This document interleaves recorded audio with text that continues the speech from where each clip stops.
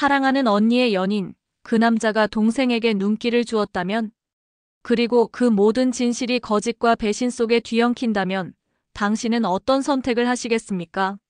34살의 민영에게 언니 지영은 단순한 가족을 넘어 삶의 나침반이자 가장 친한 친구였다. 그녀는 언니의 행복이 곧 자신의 행복이라고 믿었다. 지영은 외모도 출중하고 능력도 뛰어났지만 사랑에 있어서는 유독 상처를 많이 받았다. 늘 좋은 사람을 만나겠다 다짐했지만 번번이 그 믿음은 배신으로 돌아왔다.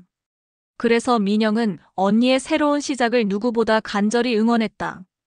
영훈 36을 처음 만난 날 민영은 왠지 모를 안도감을 느꼈다. 그는 흔히 보던 화려한 연애 기술을 뽐내는 남자가 아니었다. 정장 차림이 어색하지 않은 반듯한 인상에 말 한마디 한마디에 진심이 담겨 있었다. 그는 지영의 부모님께도 깍듯하게 대하며 살가운 모습을 보였다.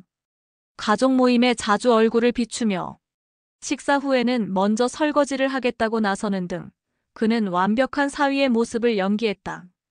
지영은 영훈을 이번엔 진짜 좋은 사람이야. 언젠가 우리 가족이 될지도 몰라라며 자랑스러워했다. 민영은 언니의 얼굴에 드리워졌던 오랜 그늘이 사라지고 밝고 순수한 웃음꽃이 피어나는 것을 보며 진심으로 기뻤다.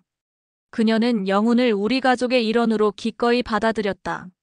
그들의 관계는 마치 잔잔한 호수와 같았다. 평화롭고 고요했다. 그 호수 아래에 어떤 위험한 소용돌이가 숨어 있을지는 꿈에도 몰랐다. 민영은 지영의 행복을 지키기 위해 영훈을 가족으로 받아들였다. 그러나 그 믿음에 가면 뒤에 숨겨진 추악한 진실은 서서히 그 모습을 드러내고 있었다. 영훈은 지영에게 한결같이 다정했다. 새벽에 장문의 메시지를 보내고 일이 바빠도 틈틈이 전화를 걸어 안부를 물었다. 민영은 그런 글을 보며 언니가 드디어 좋은 사람을 만났구나 하고 안심했다. 하지만 어느 순간부터 영훈의 다정함은 지영을 넘어 민영에게까지 미치기 시작했다. 처음에는 대수롭지 않았다.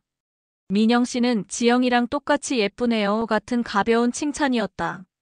민영은 친해지려는 노력이라 생각하고 웃어넘겼다. 하지만 영훈의 행동은 점점 미묘하게 달라졌다.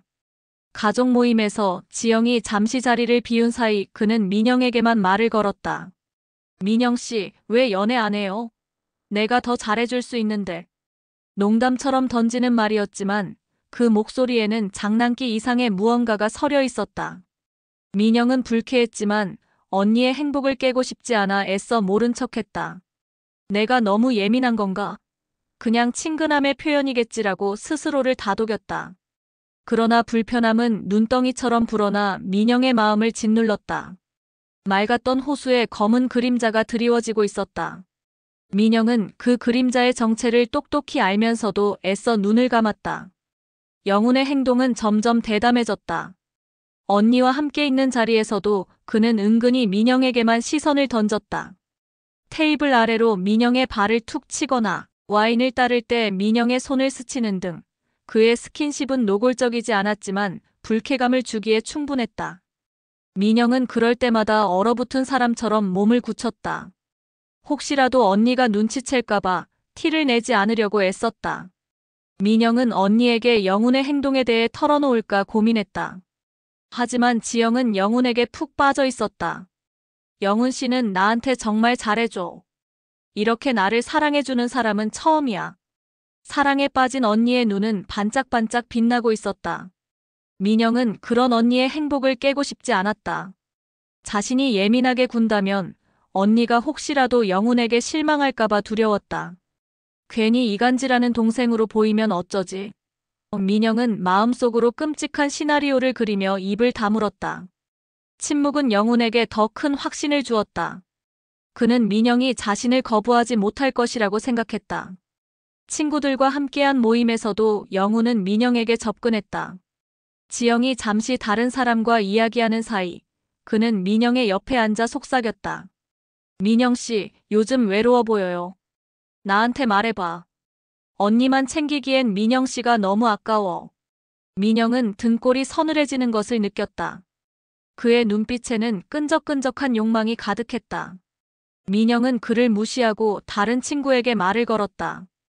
하지만 영훈은 포기하지 않았다. 그는 민영의 어깨에 손을 올리며 왜 자꾸 피해요? 내가 싫어요? 라고 묻기까지 했다. 민영은 더 이상 이 상황을 외면할 수 없음을 직감했다. 그녀는 그에게서 벗어나고 싶었지만 영훈은 그림자처럼 그녀를 따라다녔다. 맑았던 호수에 검은 그림자가 드리워지고 있었다. 민영은 그 그림자의 정체를 똑똑히 알면서도 애써 눈을 감았다. 그녀의 머릿속은 혼란으로 가득했다. 언니의 행복을 지키는 것이 먼저일까? 아니면 자신의 존엄을 지키는 것이 먼저일까? 참혹한 파국의 서막은 언니가 잠시 자리를 비운 어느 저녁에 올랐다. 함께 식사하던 언니가 화장실에 간 사이 영훈은 민영을 향해 몸을 기울였다. 그의 얼굴에는 더 이상 친근한 미소가 없었다. 끈적하고 비릿한 욕망만이 가득했다. 그는 민영의 손을 덥석 잡고 놔주지 않았다. 민영은 놀라서 손을 빼려 했지만 그의 손아귀 힘은 생각보다 강했다. 사실 난 지영보다 내가 더 좋아. 솔직히 말해서 처음부터 내가 더 끌렸어. 우리 한 번만 우리만의 비밀을 만들어보자. 민영은 충격에 휩싸였다. 그가 건넨 말은 단순한 유혹이 아니었다. 사랑하는 언니에 대한 명백한 배신이었다. 영훈은 대답할 틈도 주지 않고 민영에게 무자비하게 키스를 요구했다. 민영은 단호하게 고개를 돌리고 그를 밀어냈다. 지금 무슨 짓이에요? 언니한테 말할 거예요. 민영의 경고에도 영훈은 비열하게 웃을 뿐이었다. 이 사건은 민영의 마음에 깊은 상처를 남겼고 동시에 걷잡을 수 없는 폭풍의 시작이었다. 민영은 그날 이후 극심한 정신적 고통에 시달렸다. 영훈의 끈적한 손길과 비열한 웃음이 계속해서 그녀를 괴롭혔다. 그녀는 이 사실을 언니에게 말해야 할지 아니면 언니의 행복을 위해 침묵해야 할지 고민했다. 언니에게 말한다면 언니는 얼마나 상처받을까? 어쩌면 언니가 자신의 말을 믿지 않을 수도 있었다. 영훈은 언니에게 너무나 완벽한 사람이었기 때문이다. 민영의 고민은 오래가지 않았다. 영훈은 자신이 불리한 상황에 놓이자 더욱 추악한 수를 썼다. 그는 민영에게 협박성 메시지를 보냈다. 지영이에게 말하면 너만 이상한 사람 되는 거야. 내가 날 유혹했다고 말할 수도 있어. 민영은 이 남자의 끝없는 비열함에 치를 떨었다. 더 이상 침묵해서는 안 된다는 것을 깨달았다. 언니의 행복을 지키는 길은 그 가면을 벗겨내는 것이었다. 며칠 뒤 예상치 못한 일이 벌어졌다. 영훈이 지영에게 충격적인 거짓말을 한 것이다. 그는 지영을 만나자마자 눈물을 글썽이며 말했다. 내 동생이 날 좋아한다고 고백했어. 나랑 잘 되자고 하더라니까. 난 너밖에 없는데 민영이가 자꾸 날 유혹해. 이 말을 들은 지영은 혼란에 빠졌다. 믿고 싶지 않은 사실이었지만 영훈은 연기에 능숙했다. 그는 자신의 결백을 주장하며 오히려 민영을 가해자로 몰아세웠다. 민영은 억울함에 말을 잇지 못했다. 언니를 만나 영훈의 거짓말을 폭로했지만 지영은 민영의 말을 쉽게 믿지 못했다.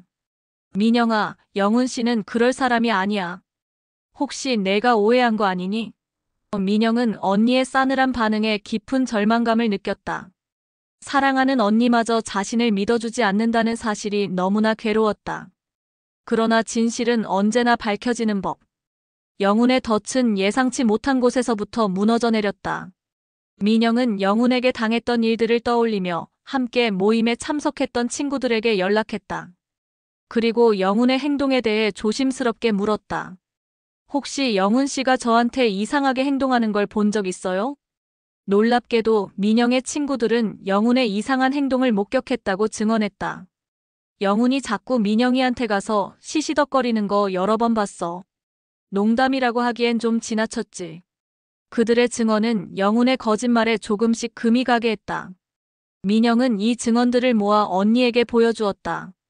지영은 여전히 혼란스러웠지만 하나둘씩 맞춰지는 퍼즐 조각들을 보며 영훈에게 의문을 품기 시작했다. 민영의 말과 친구들의 증언은 일치했지만 영훈의 말은 매번 달랐기 때문이다. 영훈의 뻔뻔한 거짓말은 그 자신을 올가매는 올가미가 되었다. 영훈이 쌓아올린 거짓의 성은 한순간에 무너져 내렸다. 결정타는 한 술자리에서 터졌다. 지영은 여전히 영훈의 말과 민영의 말 사이에서 갈등하고 있었다.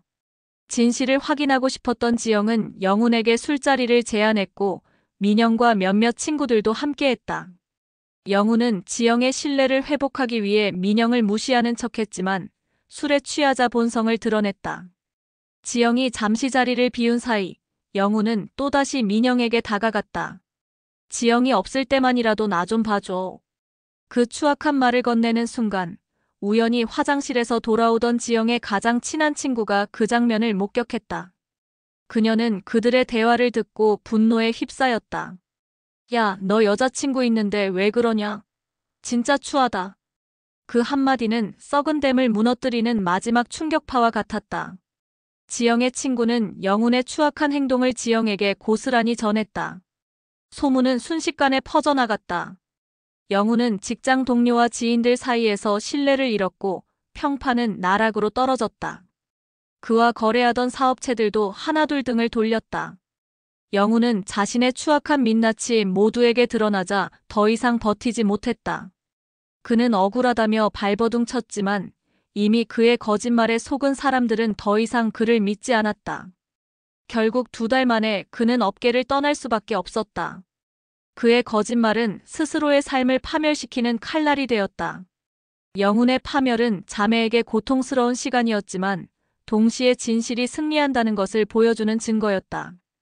폭풍이 지나간 자리, 지영은 민영에게 무너져 내리듯 사과했다. 미안해, 민영아. 내가 처음부터 널 믿었어야 했는데. 지영은 그동안 민영을 믿지 못하고 혼란스러워했던 자신을 자책했다. 그녀는 민영의 상처가 얼마나 깊을지, 그리고 자신이 얼마나 무책임했는지 깨달았다. 민영은 상처받았지만 언니를 원망하지 않았다. 그들은 서로를 부둥켜 안고 눈물을 흘렸다. 우린 가족이니까 이겨낼 수 있어. 민영의 따뜻한 한마디는 지영의 마음을 보듬었다. 한 남자로 인해 금이 갈 뻔했던 자매의 관계는 오히려 더욱 단단해졌다. 그들은 서로의 상처를 보듬고 가족의 의미를 다시금 깨달았다. 혈연이 주는 당연한 믿음을 넘어 서로를 지키고 감싸 안는 굳건한 신뢰.